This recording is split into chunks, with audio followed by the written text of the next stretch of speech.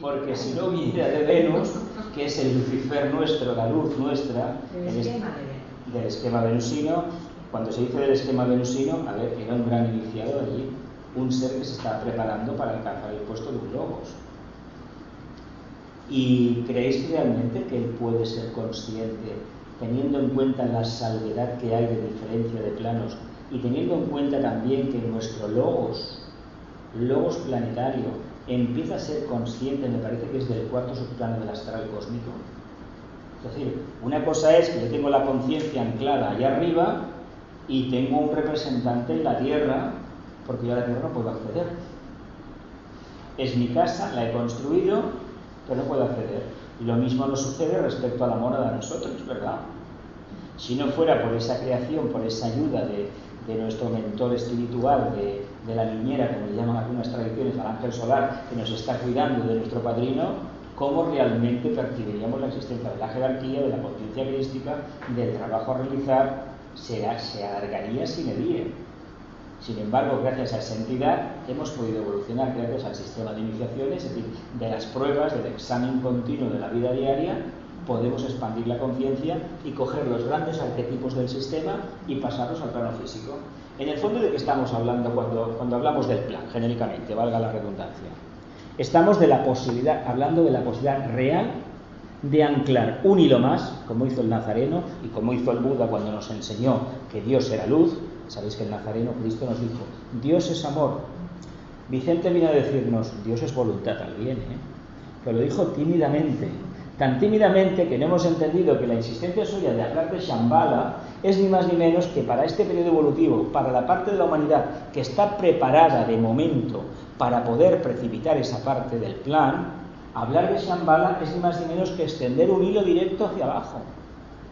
Y ese hilo, seguramente nosotros, sin darnos cuenta, estamos contribuyendo a incrementar su radiación, a aumentar su potencia, es decir, a aumentar el voltaje que por él mismo pasa. Si en lugar de ciertos megas, igual estamos hablando de terabytes o de petabytes de energía, ojalá fuéramos mucho más conscientes. Porque ese plan, ¿qué significa en el fondo? Estoy hablando estos días del primer rayo, ¿verdad? El viernes pues hablaremos mucho más profundamente del primer rayo y veremos qué os dije en la primera clase que hablamos del primer rayo. Viva la muerte, ¿verdad? ¿Verdad que os dije eso?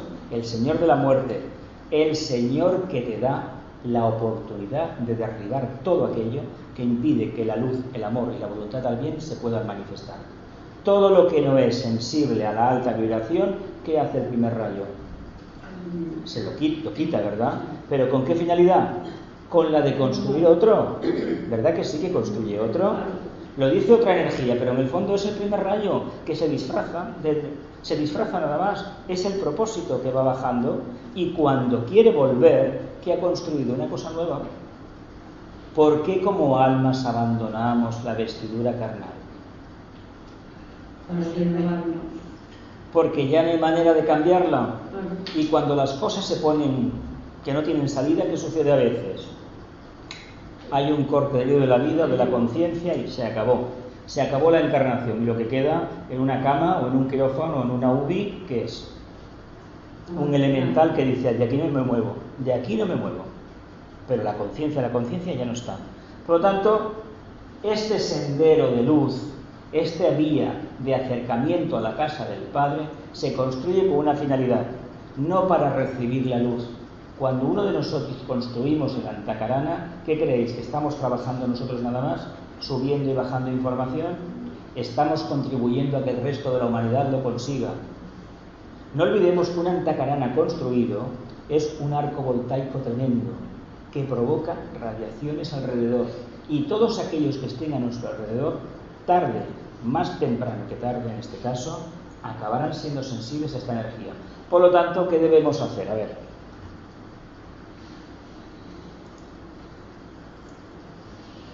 ¿Qué debemos hacer?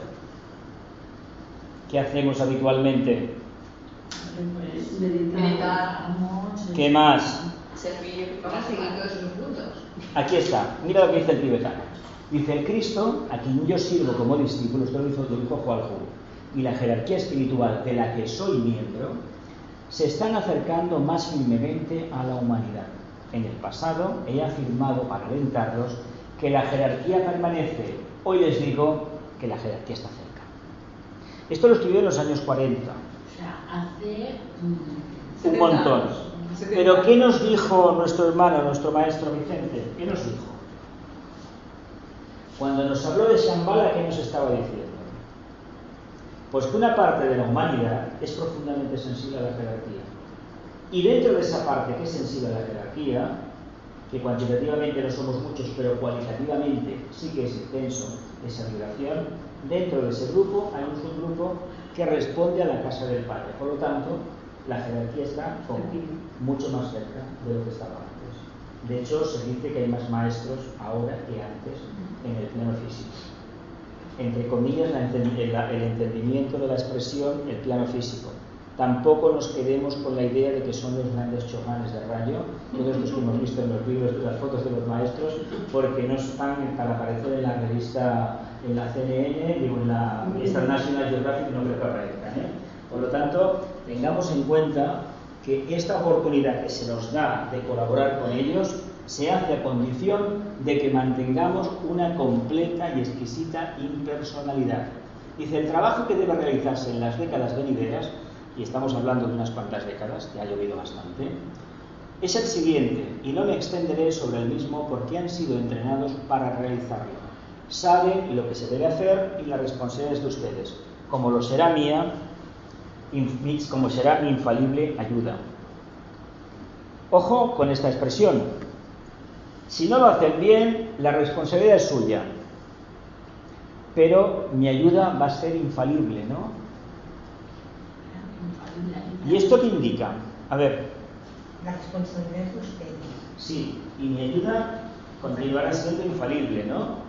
Con lo cual, si no lo hacemos bien, la culpa es nuestra. La culpa es nuestra, pero fijaos lo que dice al final. Como lo será mi infalible ayuda. O sea, que su ayuda no se equivoca nunca. Su ayuda no ha dejado nunca de venir a la tierra. Como Buda no ha dejado nunca de venir a la tierra y como el Cristo está continuamente en su pensamiento, en su corazón está la humanidad. Y por la humanidad hay que entender todo lo que vive y se manifiesta en el planeta Tierra. Todo. Y aquí hay que decir algo que a veces choca un poco. Pero ¿cuántos de nosotros tenemos identificación con el reino mineral? Porque el vegetal me imagino que sí, o el astralismo que supone el vegetal, nos abrazamos a un árbol, qué bonitas son las flores, etcétera, etcétera, ¿no? Pero ¿y las piedras? No las preciosas, ¿eh? No.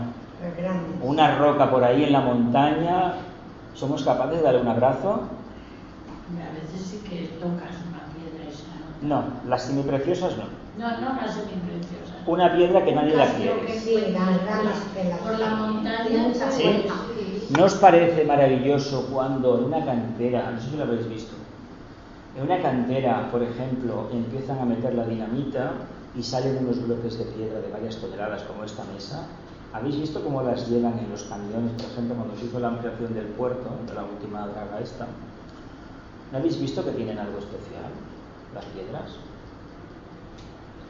¿Hemos podido percibir dentro de una piedra una entidad débica?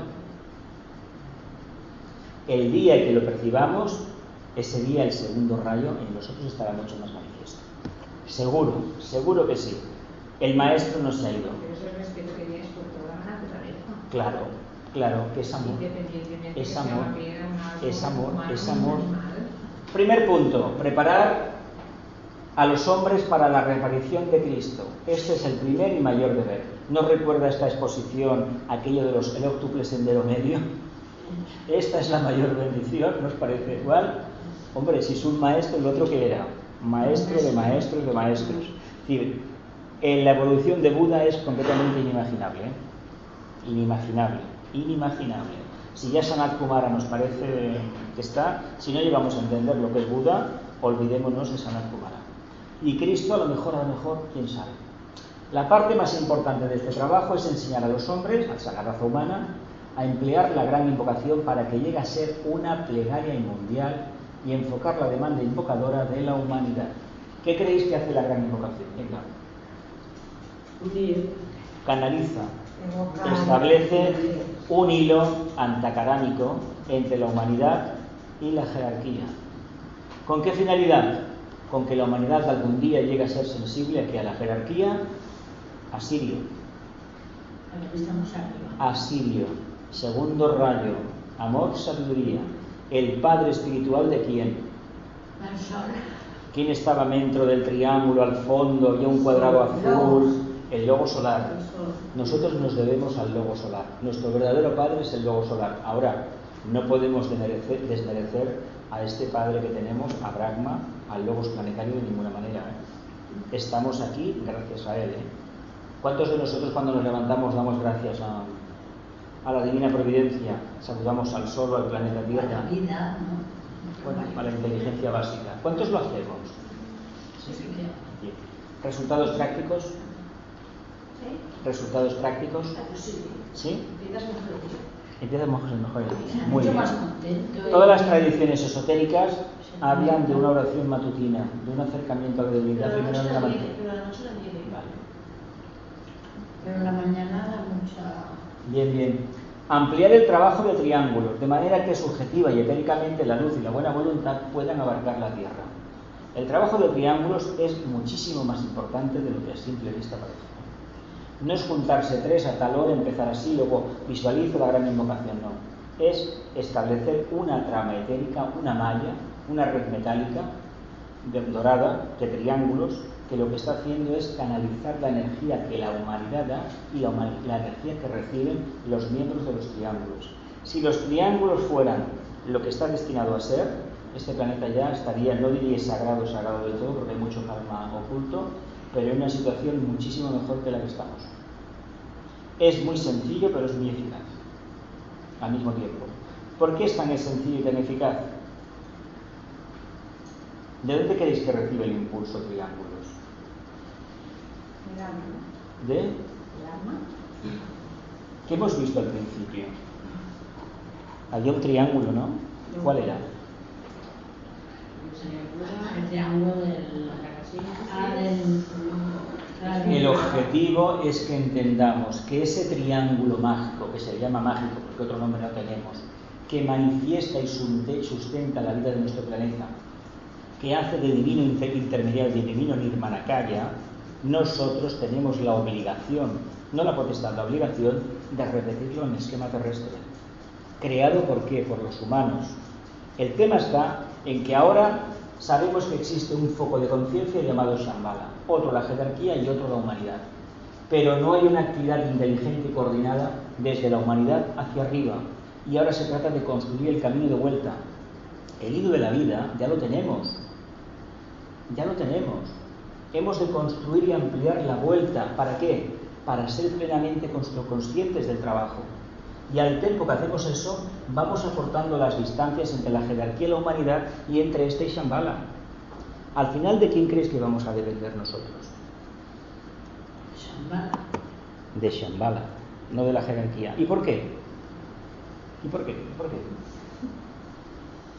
Porque la jerarquía es el intermediario en este momento, ¿no? Porque el día que una porción de la humanidad que ahora responde al alma de forma clara lo haga a la tríada espiritual, a la mónada, a los vehículos de la mónada, a la tríada espiritual, ese día el papel que realiza el alma en nosotros, ¿qué pasará? Se apartará, ¿no? Y por camino directo, vía directa, por alta velocidad, banda ancha, responderemos a qué. Como nada. Claro. No a la mónada estrictamente hablando, sino a la tríada espiritual, a los vehículos de la mónada. ¿Qué nos decía Vicente cuando tanto insistió en el plano búdico? Eso, con otras palabras, promover el trabajo de buena voluntad mundial para que cada nación pueda tener su grupo de hombres y mujeres dedicado al establecimiento de rectas relaciones humanas. Este trabajo de buena voluntad mundial, sabéis que es completamente denostado en muchas partes del mundo. Y en un país como el nuestro, tocado profundamente por los idealismos y la falta de pragmatismo, resulta que el trabajo de buena voluntad es más necesario que nunca. Si hay un lugar en la Tierra donde es necesario el trabajo de voluntad, es en España. ¿Por qué creéis que es importante? ¿Por qué? En España te refieres. Porque hay mucho espejismo todavía. Hay mucho espejismo Hay mucho idealismo y hay la imposibilidad total de llegar a un acuerdo tácito. ¿Por qué? Porque cuando uno se sienta a negociar lo hace sobre la premisa de que de su espejismo. Es que esto es así, es que yo creo que esto es así. La prueba la tenemos que hemos repetido unas elecciones porque no ha habido forma de ponerse de acuerdo.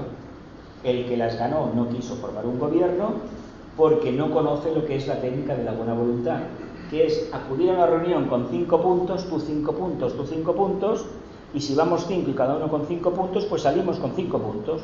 Y resulta que no son los míos, ni los tuyos, ni los otros, sino es un acuerdo de buena voluntad. ¿Por qué no lo queremos llevar a cabo? Porque si llevamos a cabo una buena voluntad, el espejismo del idealismo se derrumba. Y ay amigo, lo nuevo no nos gusta lo clásico y arcaico, aunque nos esté destrozando. Cuando Einstein decía que era más fácil romper el átomo, el núcleo del átomo, que en un prejuicio, estaba diciendo una verdad esotérica como un templo.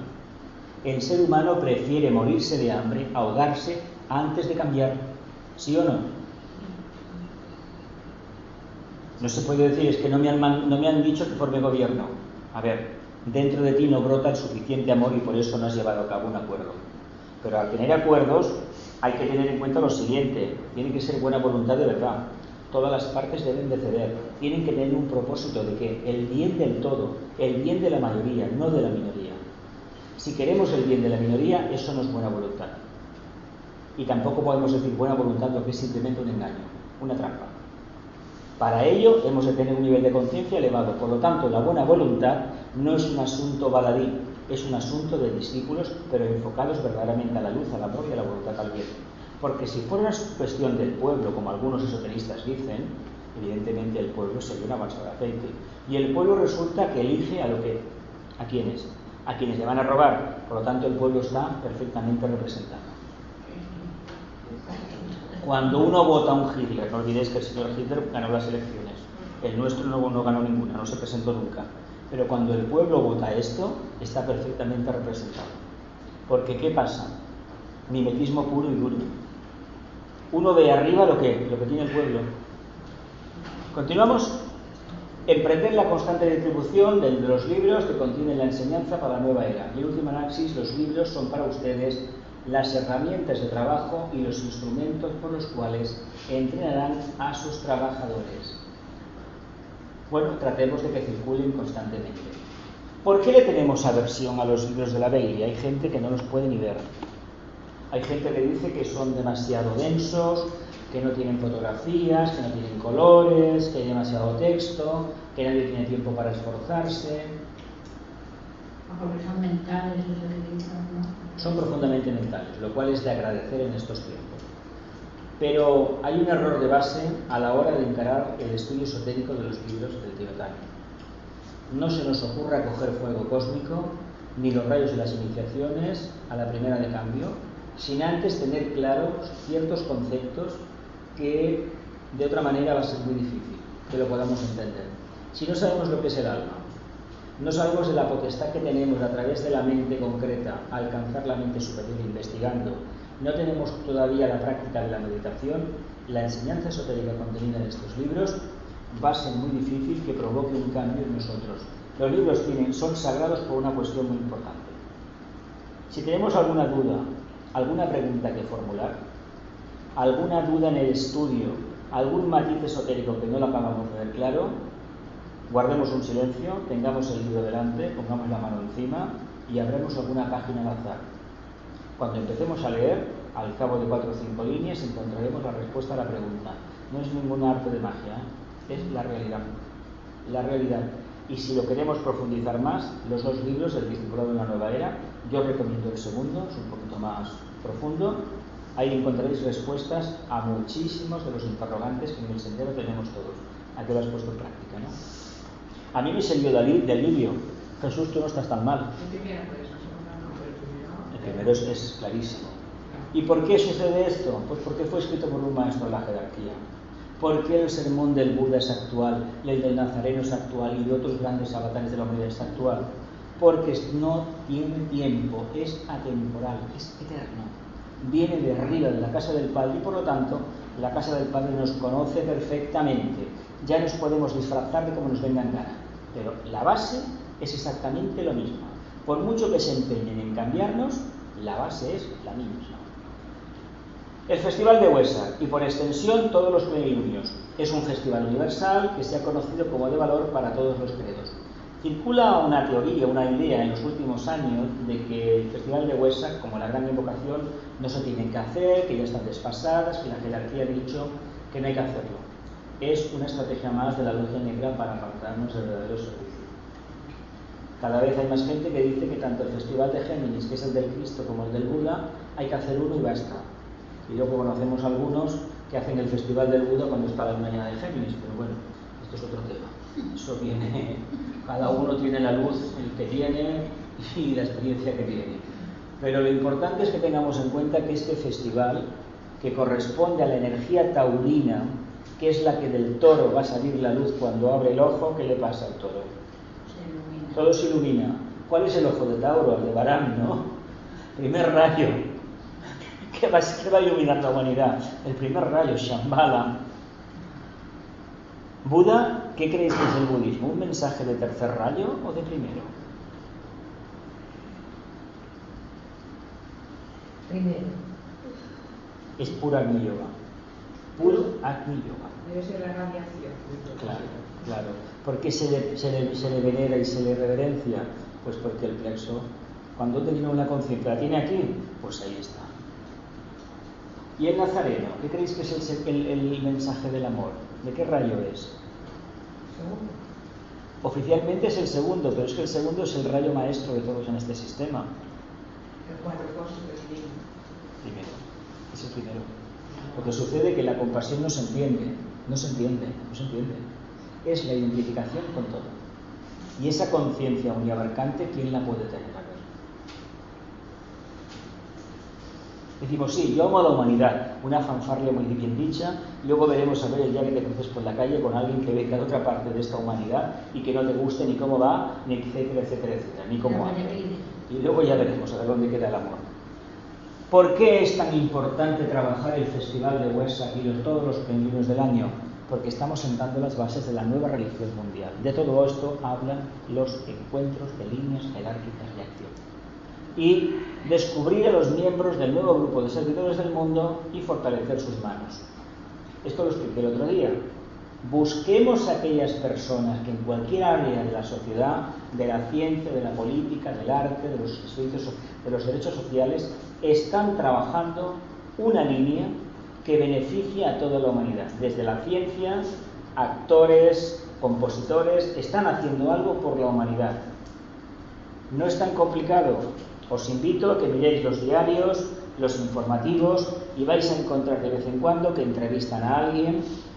Hay mucho catedrático metido por medio, hay mucha gente con una formación académica exquisita, hay gente luchadores en muchísimas áreas, científicos, y cuando se les mira, les caramba, aquí hay algo especial. Esos son los miembros del nuevo grupo de servidores del mundo. ¿Y por qué debemos fortalecer sus manos? Porque hemos de dar a conocer el servicio que prestan, ya sean filósofos, sociólogos, politólogos, ingenieros informáticos o incluso ingenieros astrónomos o estudiantes de ADN, de catedráticos de ADN, científicos de ADN. Maestros médicos. Porque ¿sabéis lo que están revelando todos estos? ¿Sabéis lo que están diciendo todos? Cuando llegan a cierto nivel, que hay algo que lo compenetra todo. Cuando un científico dice, y se atreve a decir lo que ya es bastante, que parece que hay una inteligencia básica cuando observa el cosmos, la famosa exobiología, me parece que le llaman, o ¿cómo le llaman a eso? Sí, algo tiene de esto, biología fuera del planeta. Cuando empiezan a hablar de estas cosas o empiezan a hablar de la física cuántica, reconocen que hay una inteligencia básica. ¿No habéis conocido estos estudios que las conclusiones eran que cuando se observaba la partícula cambiaba? Bien, pues un pitri lunar que dice, mira, me están viendo, ya ves lo que te voy a hacer, oye, que estoy aquí. En el futuro nos comunicaremos vía meditación con las entidades que conforman la materia, con los átomos y con las partículas. Y podremos trabajar mentalmente para que se formen moléculas, pero esto será en el futuro cuando la humanidad se haya purificado mucho más. ¿Os parece sencillo todo esto? Y ahora, ¿qué les diré para terminar, compañeros y discípulos míos? Les he dicho tanto durante los últimos años que poco queda por decir. Tienen todo lo que necesitan para llevar adelante el trabajo y recibir el impulso de la jerarquía a través de lo que he intentado hacer. Solo puedo decir que confío en ustedes y espero que no disminuyan sus esfuerzos. Que la bendición de aquel quien todos servimos se derrame sobre ustedes y los discípulos de todas partes, y que se dediquen plenamente a ayudar a los hombres tal. ¿Y esto qué tiene que ver con los encuentros de líneas jerárquicas de acción? ¿Qué tiene que ver esto?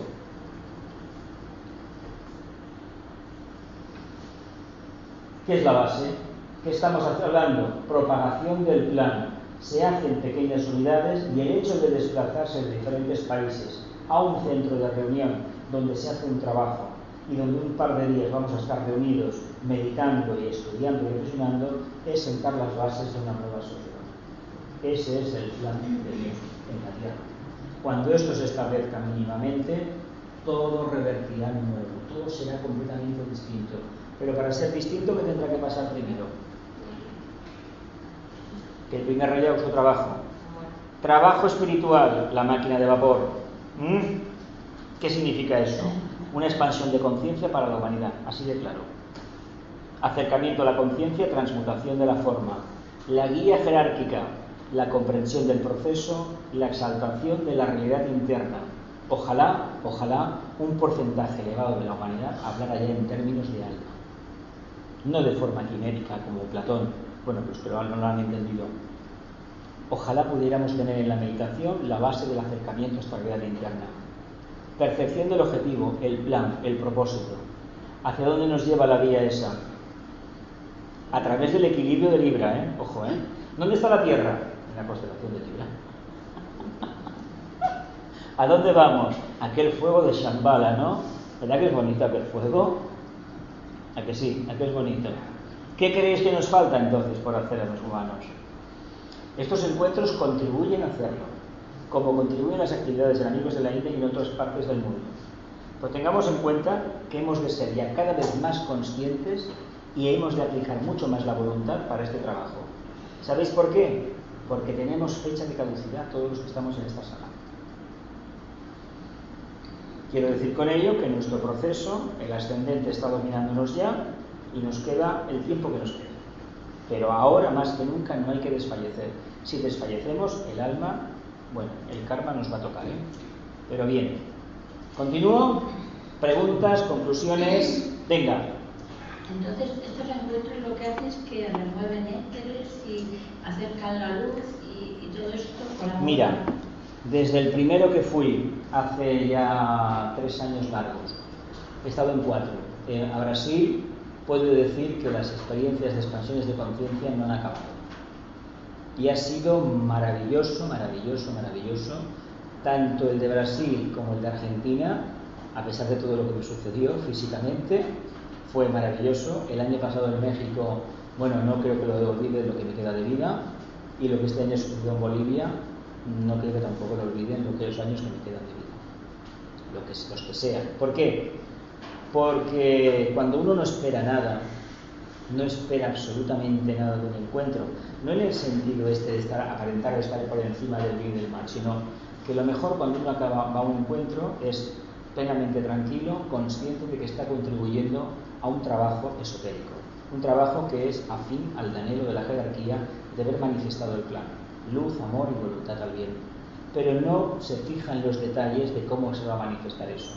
Y cuando aparecen determinadas situaciones, determinadas personas que curiosamente en los encuentros te acabas reconociendo gente que en los planos internos está contigo, realmente para un servidor francamente es una expresión de conciencia clara y una oportunidad nueva de dar las gracias ¿a qué? A la divina providencia. ¿Por qué? Pues porque me ha permitido contactar físicamente con compañeros de Arshan, de grupos internos, y eso para mí, para este estudiante, es muy importante, muy trascendental. No todo el mundo tiene por qué acudir. Cruzar el Atlántico no es gratis, cuesta dinero. Pero la gente que está ahí en los países se esfuerza por hacerlo y por juntarse. El caso de Bolivia, un país que nosotros consideramos pobre y generalmente es el que más gente aporta a los encuentros. Sí, eso es algo para tenerlo en cuenta. y también gente de Argentina, que bueno, allá en Argentina la obra esta está muy extendida. ¿Por qué no han tenido éxito en España? Cuando se nos pidió hace unos años que organizáramos uno aquí, yo dije directamente que no me veía con valor de organizar uno. ¿Por qué? Pues porque no iba a ir nadie. ¿Por qué? No iba a ir nadie. No iba a tener audiencia. Aquí es muy difícil organizar cosas de esta línea, que es una línea austera, esotérica, profunda. Si organizamos cosas tipo que todos conocemos, iría muchísima gente. Pero esta línea no te vendría. No, porque la gente aquí es muy astral ahora. Cuando Vicente vivía, yo me acuerdo de amigos de la India, aquí hay gente que sabe de todo. Que si cábala, que si numerología, que si astrología. Y hoy en día, 30 años después, lo que cuesta explicar ciertas cosas. Pero no solamente aquí, ¿eh? Vayas donde vayas en Barcelona, si conocéis Teósofos o Rosacruces o el grupo este del Hotel Suizo, te dirán lo mismo. Que hace 30 años es que la gente sabía de todo. ¿Pero por qué? Porque la dictadura obligó a cada uno a espabilarse y buscar información en casas, reuniones, pero cuando vino la democracia, es que esto no hay que hacerlo, no os preocupéis, todo vale, y el todo vale no va a ninguna parte. Y además esa es la estrategia de los hermanos del otro lado, que nos quieren ver apartados de la luz. ¿Qué tenemos que hacer entonces nosotros? Mantenernos firmes de valor y perseverar. Bien, esta es la última, la 16. Venga, ¿qué conclusión nos da esto? Esta maravillosa imagen. Una foto es del planeta Tierra, de las fotos son nuevas, en 4K, desde un cráter de la Luna. La Tierra está hecha en desde un cráter de la Luna y es una auténtica maravilla. Se ve África y nosotros estamos encima de la península del Sahara, exactamente, y las grandes selvas del África subsahariana. Bueno, en América del Sur también se ve la Amazonas. Bueno, No, son nubes. El verde que vemos ahí es el África subsahariana. No, digo allí, a mano A la izquierda. Bueno, sí, se ve. Y muchas nubes. Y tenemos la oscuridad, curiosamente, la luz de la Tierra, luz que la Tierra refleja, evidentemente. ¿Y qué tenemos a la derecha? Un faro. ¿Quién es el faro? El alma. Nosotros, la humanidad. Hemos de hacer lo posible y lo imposible, porque esa pequeña oscuridad de fondo que tiene la Tierra, que está muy bien tomada porque la oscuridad es el fondo, el vacío estelar, realmente sea sustituida por la luz que la humanidad puede aportar.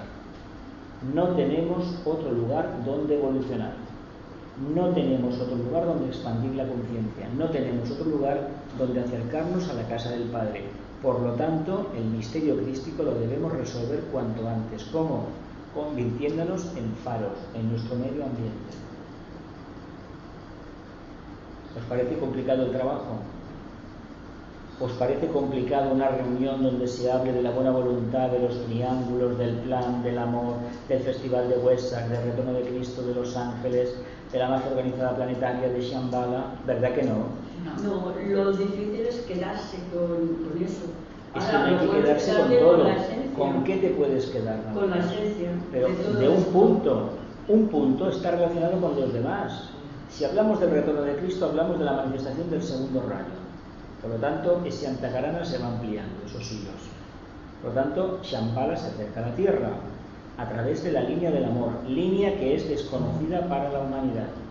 La humanidad entiende el amor a través del sacro y del plexo, pero no a través de que Dios dije el otro día que debíamos hacer con respecto al alma. Aquella parte final que lo dejamos ahí, que vamos a empezar el jueves por ahí, ¿qué debíamos tener en la mente? A Cristo. ¿Por qué? Debíamos amar con la mente y pensar con el corazón, ¿verdad? ¿Creéis que eso es factible a corto plazo? Pues no, porque la mente concreta, esa gran tirana, esa gran prostituta, vamos a ser claros, nos ha costado mucho levantar ese hilo de barro. Y como humanidad hemos necesitado levantarla, pero esa gran mente, ese gran hilo de barro, debe ser destruido. Pero si estamos viviendo en la personalidad, no lo podremos hacer. Debemos vivir como almas, ¿no? ¿Vivir dónde? En el vehículo causal. ¿Somos conscientes de la existencia del vehículo causal? Por eso la luz no está puesta, la luz debemos de poner nosotros. El faro no está conectado y parece un faro, pero en el fondo puede que no lo sea. Allí vemos una especie de símbolo, un círculo, y bueno, ¿qué debemos hacer desde ahí? ¿Lanzar qué? Luz hacia la humanidad. ¿Estamos dispuestos a hacerlo? ¿Sí?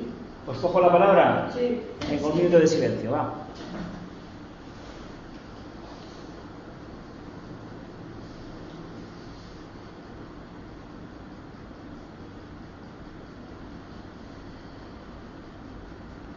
Que la luz, el amor y la voluntad también restablezcan el plan de Dios en la tierra. Que así sea y cumpla yo con mi parte. Un único hombre fusionando la personalidad.